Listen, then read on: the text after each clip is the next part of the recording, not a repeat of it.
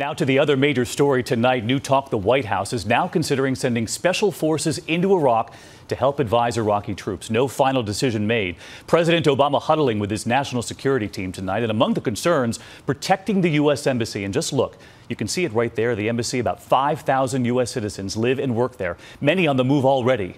And at this hour, another American warship is now headed toward Iraq. All of this coming after those horrifying images over the weekend. Iraqi soldiers in civilian clothes, many trained by American forces, being targeted by Islamic militants. ABC's chief global affairs correspondent Martha Raddatz is in Baghdad for us again tonight. Tonight, President Obama told Congress he is sending up to 275 soldiers and Marines to Iraq, 170 to protect Americans at the embassy in Baghdad. It is a $700 million fortress, 80 football fields in size, built to withstand attack. But tonight we have learned a significant number of the 5,000 who live and work here have been evacuated. This as the ferocious terror group ISIS took down yet another city.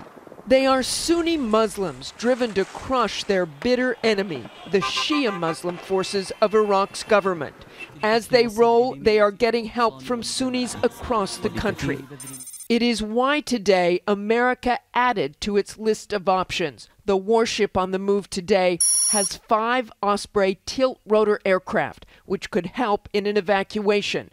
But if the U.S. chooses to strike the militants, there is now in place a U.S. carrier able to launch 40 fighter jets to bomb the militants, and 2 ships that can fire cruise missiles. President Obama is also considering sending 100 special operations forces to Iraq as advisors to Iraqi troops.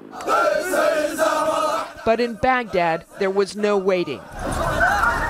This morning, we watched thousands of young men flood through the gates of an army recruiting center.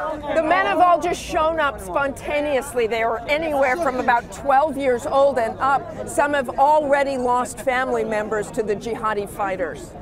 Young and old, none given any training. But today in Baghdad, we also found this, a celebration amidst the fear, a wedding. A new family that somehow through it all looks to the future. But the threat to this city tonight is very real. There are Iraqi security forces throughout the city, checkpoints everywhere.